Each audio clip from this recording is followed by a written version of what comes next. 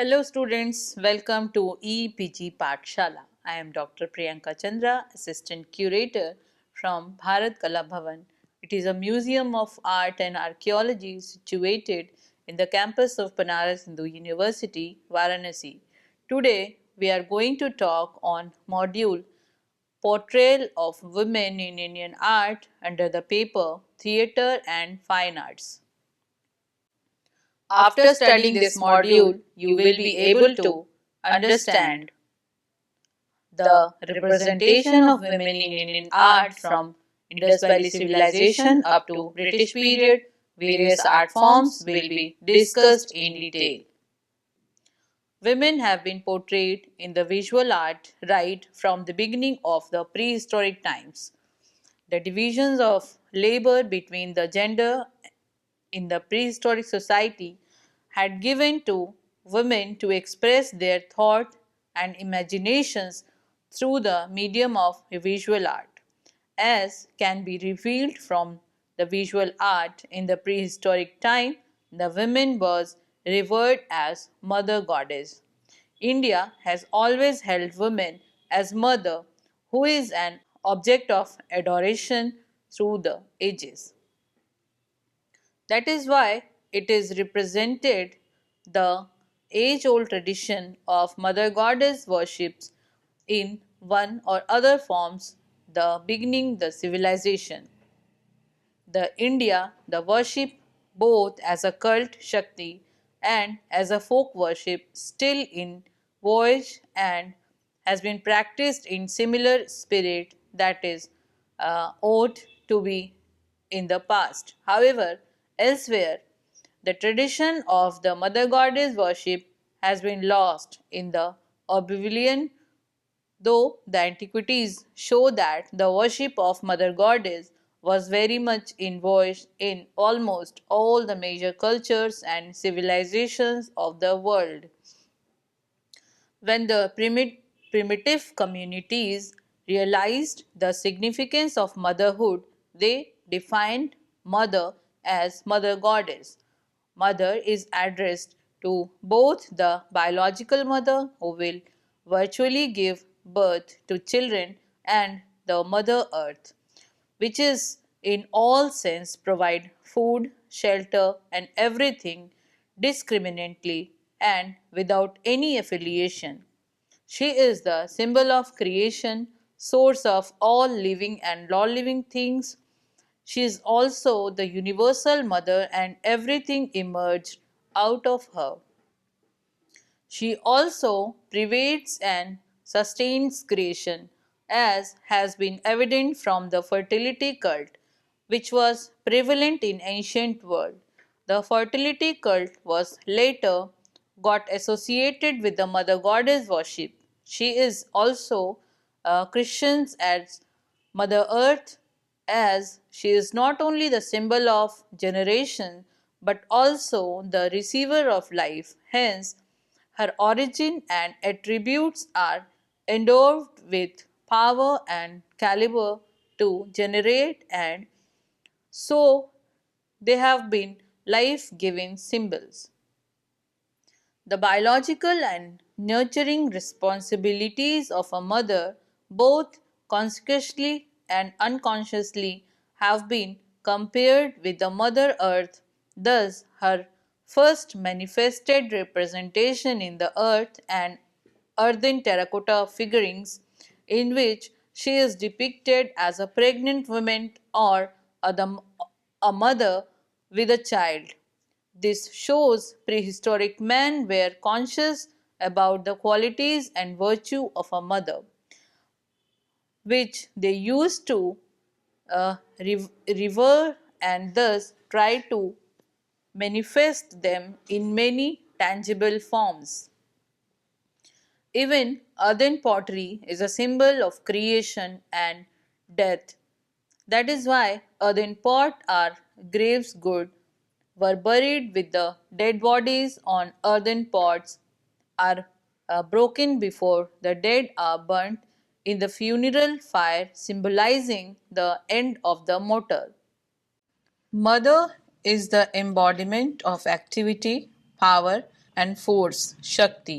By virtue of all these attributes, she protects her children from onslaught and dominical influences. She is the tutelary deity of every village in India from Kashmir to Kanyakumari and Kutch to Kachhar. The people in the village consciously seldom know about the origin of their deities and the philosophy or thought entwined therein. Rather, they are more concerned about the fact how well their local deity or the tutelary deity could help them in protecting themselves from the onslaught caused due to natural calamities or diseases.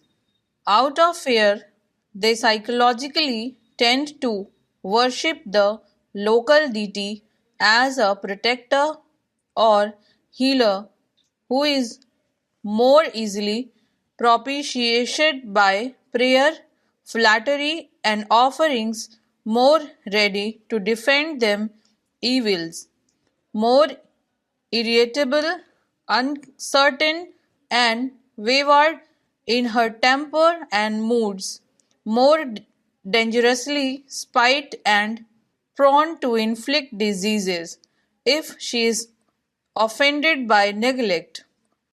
The mother goddess worship evolved in many guises and forms throughout India. Sometimes it consisted of the primeval deities Brahma, Vishnu, and Shiva, sometimes as a female counterpart of the most powerful deities, and very often as local deities without having any affinity with the Brahminical religion.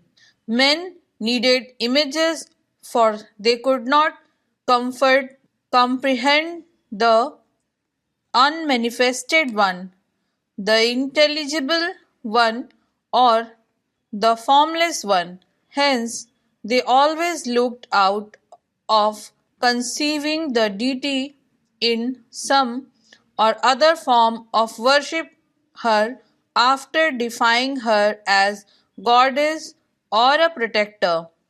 She has been represented in various mediums such as clay, stone, bamboo, fruits, plants, so on, and she has been also sculptured and painted in various realistic art forms in which the artist and artisans try to depict her qualities and virtues in iconic forms.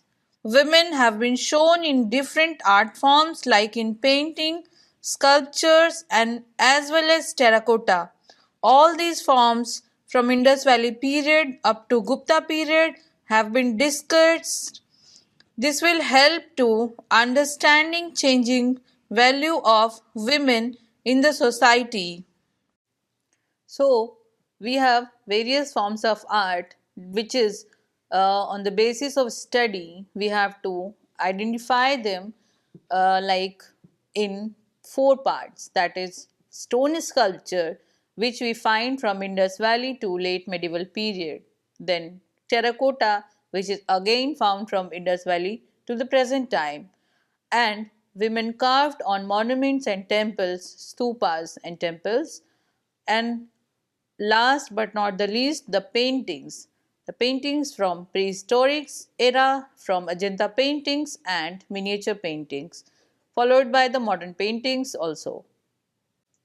So, in the present image, we can see the earliest mother goddess. The rock art of India include carving, engravings, and paintings. It is estimated uh, there are 1,300 rock sites with over a quarter of a million figurines and found, which is studied by Gordon. The earliest rock carving in India were discovered by Carlyle 12 years before the cave of Altamira in Spain were discovered. Dr. V.S. Wakankar discovered several painted rock shelters in central India situated around the Vindhyan mountain range. Of these, the Bhimbetka rock shelters have been deemed a UNESCO World Heritage Site.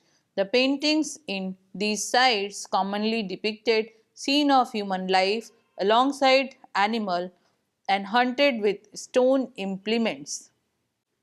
Their style varied with region and age, but the most common characteristic was a red wash made using a powdered mineral called geru, which is a form of iron oxide, that is hematite. The depiction of communal dances, birds, musical instruments, mother and children, pregnant women, men carrying dead animals, drinking and burning appear in rhythmic movement, belong to the Mesolithic period. Women have an extraordinary feature of giving birth, which provide it a special position in art. Here we can see some paintings from cave from the wall of the caves, where we can see the female images painted on those walls. Various type of colors like ochres were used to paint these female figures. There is another female figuring from the Indus Valley Civilization. The image such as this era, that is terracotta statue from the Indus Valley Civilization, were perhaps representations of goddesses who were worshipped for their life-giving powers. It is hard made and with decorated with applique design. Eyes are made with applique design, nose is made with pinching technique, and mouth is made by cut silk technique. She is wearing an elaborated fan-shaped headdress. She is wearing 7 layers necklace, which is gradually increasing in length when come towards the stomach. Each necklace has 2 or 3 pendants. She is also wearing a girdle on her waist.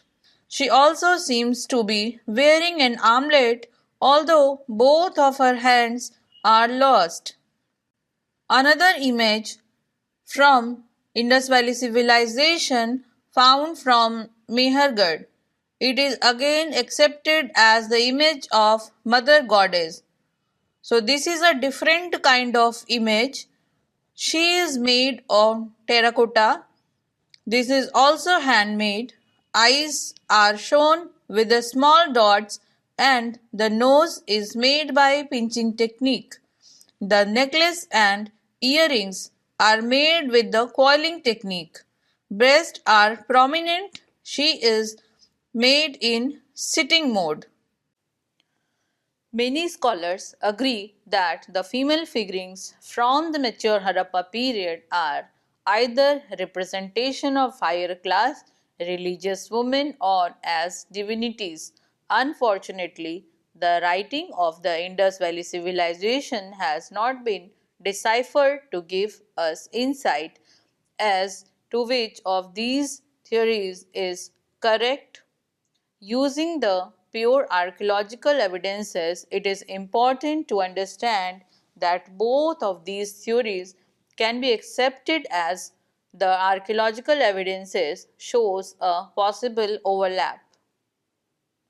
Figurines may have represented females in the current society as time progressed into the mature Harappan ornamentation increases with the rise of the civilization and possibly with the increase in heterogeneity causing a creation of the high class with access to magic, power or overall religious divinities.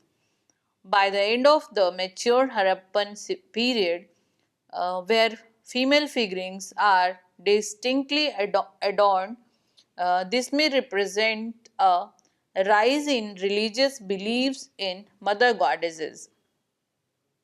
Such beliefs may be influenced the development of Hinduism and its concept of goddesses as well. Therefore, in the mature period of the Indus Valley Civilization, female figurines depicted in the history of this era by documenting an increase in heterogeneity and religious beliefs through that adornment and overall representation of women. In the context of India, we must both forget. In the context of India, we must not forget to mention that the mother goddess have been found only in Banavali in Haryana in India. None of the other None of the other than this, any mother goddess has been reported from Indus Valley site in India. The archaeologists are still trying to get the reason behind that. MCP Srivastav has studied in detail about the mother goddess in India. In the other image, we can see women are depicted as a performance. This is an image found from Bharut Stupas depicted on a pillar. This image, we can see various female figures are involved in singing and playing different instruments. The evidence is enough to justify that females were allowed to perform such activities by the society. We can see some inscriptions inscribed on this pillar also. So in the other images we can see some female figures depicted on a terracotta plaque. In the first image, it is shown a bejeweled family divinity with fine auspicious hairpins. Hairpins have a different symbols which has different meanings related with the prosperity of life. This image belongs to 2nd century BCE, that is Shunga period. It is known as Oxford Yakshi because it is housed in Ashmolean Museum, University of Oxford, United Kingdom. And in the other image, we can see again a female figure depicted on a plaque made of terracotta. So it is like Yakshi under a flowering Ashoka tree. So again we can see the prosperity is shown in a symbolic way. This again belongs to 2nd century to 1st century BCE Shunga period. In the present image, we can see the image of goddess Lakshmi. So it is an ivory statue found from Pompeii, Italy, and belongs to Indian civilization 1st century CE. The head, which is shown in the image, however, shows that the statue has been used as a handle, probably for a toiletry object or as a support of some kind of furnishing. The beautiful carving we can see in the image is outstanding. In the present image, we can see a gold coin depicting figure of male and female. So, with the help of the inscriptions, we comes to know that is these are the images of Queen Kumardevi and the King Chandragupta I, which are depicted on the coin of their son Samudragupta, which ruled in India from 335 to 380 CE. This is a gold coin belongs to Gupta period. This is also symbolically represent the beautiful coordination between male and female as a couple. Again we can see some paintings from Ajanta caves. So they are depicted on cave number 1. So in the first image, it is one of the last cave to have been excavated belongs to the Vataka Emperor Harishen. He was the benefactor of the hard work, and this is reflected in the emphasis on imagery of royalty in the cave, with those Jataka's tale being selected. That tale of those previous lives of Buddha in which he was royal. In the second image, we can see some female depictions on the wall of Ajanta caves. Sometimes the images narrates a Jataka story. In the third image, we can see a female depicting on the wall. A dancer is shown with full complement of accompanying musicians has been depicted. It is said that Mahajanaka Jataka is being depicted on this image. In the present image, we can see a dancing celestial found from India, Uttar Pradesh. The early 12th century, it is made with sandstone, promised gift of fluorescent and Albert ivory, stored in Metropolitan Museum of Art. Image of dancing semi-divine attendants often appear on a outer wall of a Hindu temple. Art in medieval India is the final integral development of the maturity of Gupta art. The Hindu sculptures, paintings, and architecture are the most important works of medieval art in India. In the north, the invasion of the Delhi Sultanate and the Mughals brought in the Indo-Islamic art, which is an important moment in the history of medieval art in India. The paintings of the Rajput school of art are the great significance during this era. The architecture of the medieval period is regarded from its metaphysical aspect, that is, has a kind of magic replica of some unseen region or scared being, and that is was precisely this metaphysical factor that determined the plan and elevation rather than any aesthetics or functional consideration. The medieval painting is the work of Rajput school. Rajput painting is the work of artists attached to the princely court in Rajasthan, central India, and the Himalayan foothills of the Punjab from about the 16th to the 19th century. It is a style of painting that is apart in subject matter and conceptions from the exactly contemporary work of the artist attached to the court of the Mughals. Rajput paintings always remained entirely traditional in its illustrations of the Indian epics, romantic, Vaishnava literature, and musical modes. The development of the Rajput school of painting is the pictorial counterpart of the vernacular literature of Hindustan. The Rajput miniatures are derived from earlier classic styles. In this regard, Rajput art might be represented as a merging of folk art with heretic and classic tradition. The Rajput paintings are, in the sense, the product of the development of popular Vaishnavism centered particularly on the devotion of Lord Ram, Lord Krishna, who typified the worship of Vishnu and Shiva in their more accessible and loving aspects rather than in the heretic form in which they were venerated according to Vedic rituals. The rise of popular Vaishnavism coincides with the renaissance of Hindu literature and the beginning of Rajput painting in the late 16th century. Rajput paintings are usually on a small scale, although many of them are very obviously reductions of theme originally employed in the mural compositions. In India, art in the medieval period witnesses a wide range of development and progress.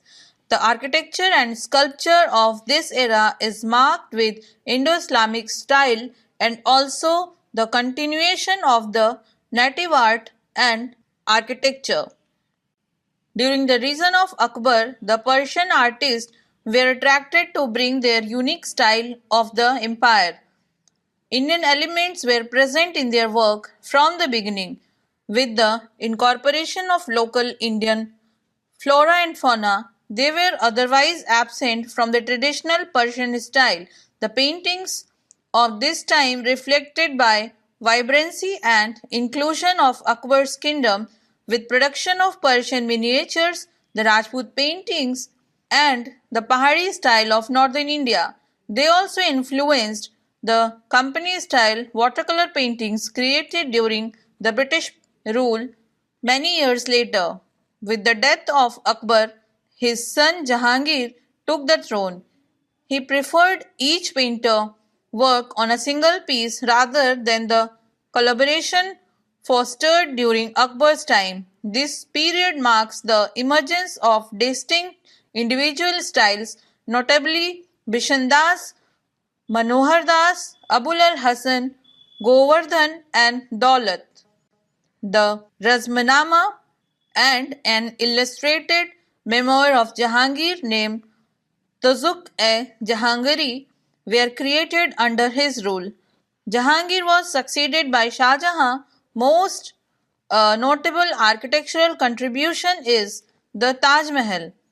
Paintings under his rule were more formal, featuring court scenes, in contrast of the personal style from his predecessor's time.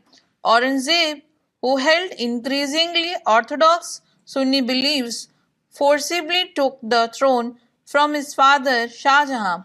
With a ban of music and painting in 1680, his reign saw the decline of Mughal patronage of arts. In the image, we can see the practice of sati or widow burning. It was applied to the Hindu widow who followed her husband onto the funeral pyre.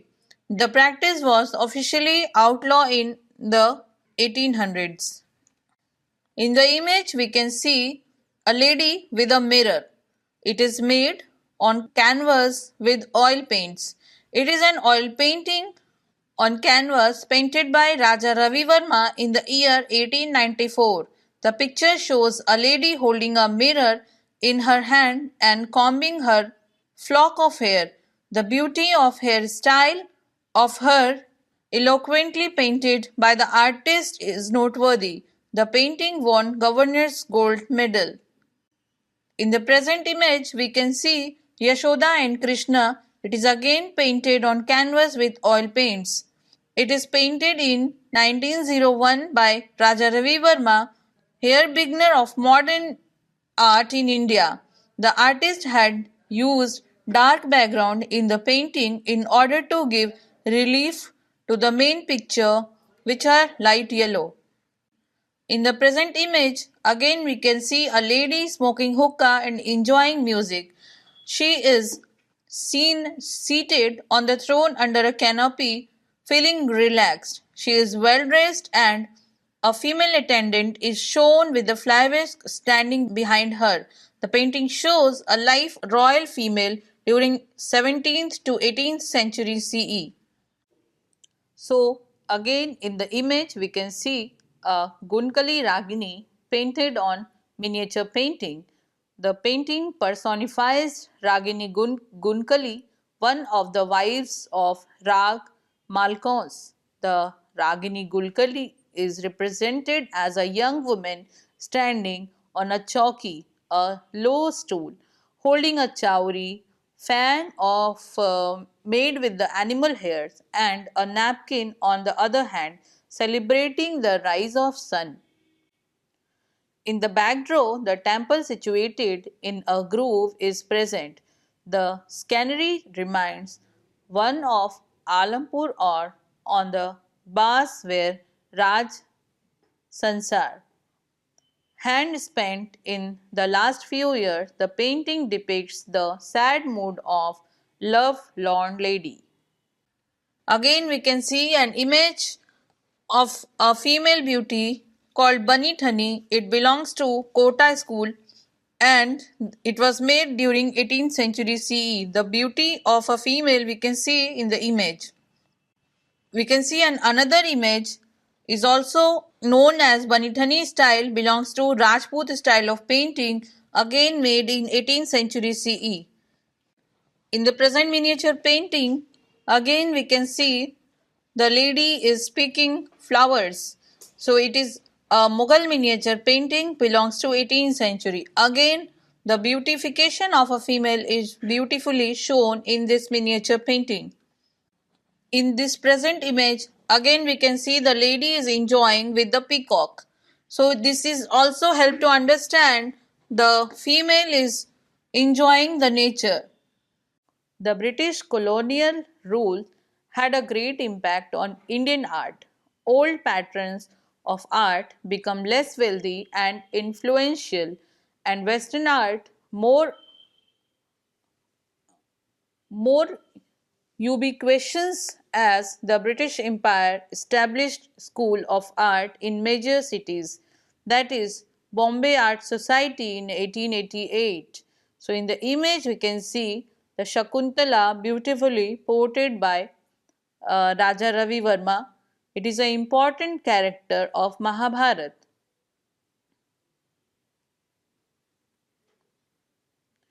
The company style of painting became common, created by Indian artists working for European patrons of the East India Company. The style was mainly romanticized with watercolor and a primary medium used to convey soft textures and tones.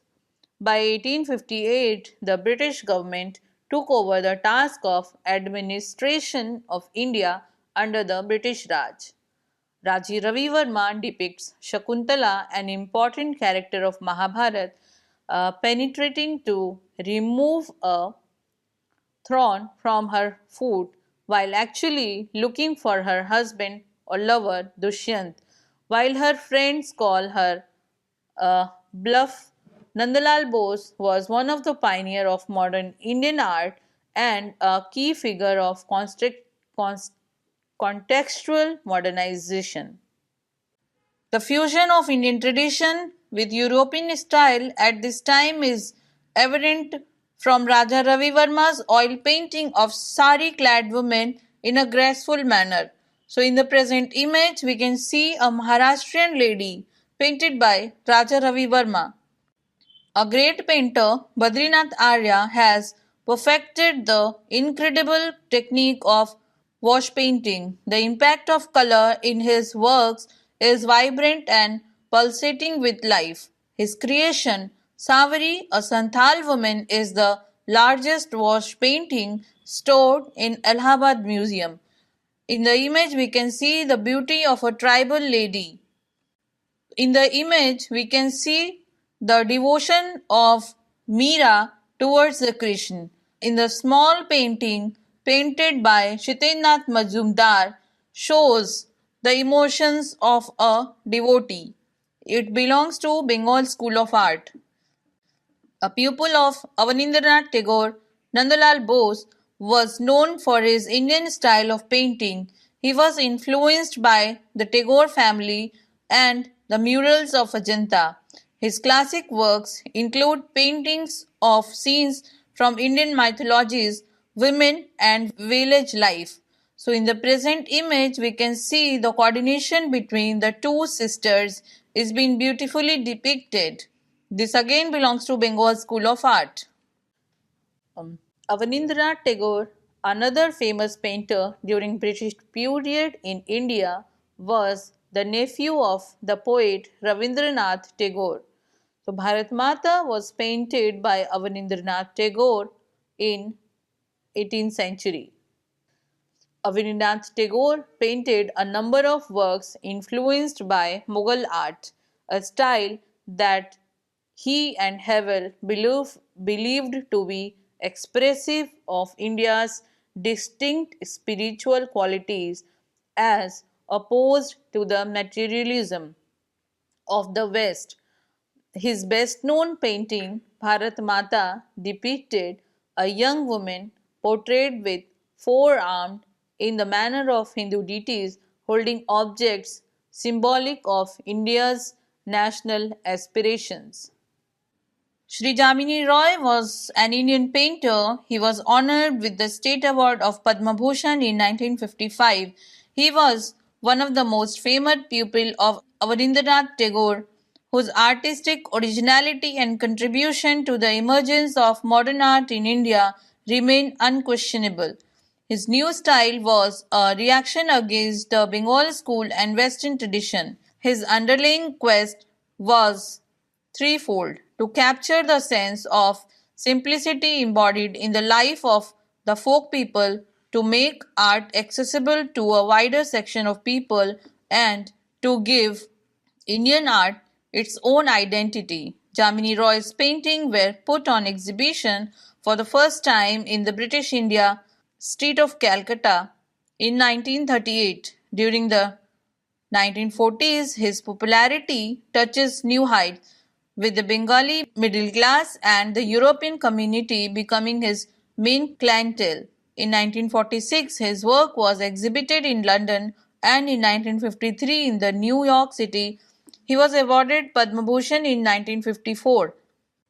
His work has been exhibited extensively in international exhibitions and can be found in many private and public collections such as the Victoria Albert Museum, London. He spent most of his life living and working in Calcutta. Initially, he experimented with Kalighat paintings but found that it has ceased to be strictly a patua and went to learn from villages patua. Consequently, his technique as well as subject matter was influenced by traditional art of Bengal. He preferred himself to be called as Patua. Jamini Roy died in 1972. He was survived by two sons and a daughter. Currently, his successors stay at the home he has built in Kolkata. His work can be found in various galleries across the globe as well as in his home. It is evident that his followers and successors copied many of his work with the minor variations international and uninternational. So, the basic problem lies with the identification of the originality of his work. Famous works of Jamini Roy are Cats Plus, Cats Sharing a Prawn, Crucifixion with Attendant Angels, Gopis, Krishna and Balram, Krishna and Radha, Dancing Krishna with Gopis in Boat, Makara Queen on Tiger, Ravan, Sita and Jatayu, Santhal Boy with Drum, Seated Woman in a Sari, Three Sisters, etc. So, students, let us now summarize what we have learned in this module. So, from the beginning, we have seen a lot of images of women from prehistoric time to the modern time. So, one of the main factor what we can notice in the images that in the early images in the sculptures we have never seen any of the women is having veil um, on her face, but it appears on the later period after medieval. After the invasion of India, the Mughal and the other person when invaded India, they affect the society. So therefore, the liberty of the female got lost.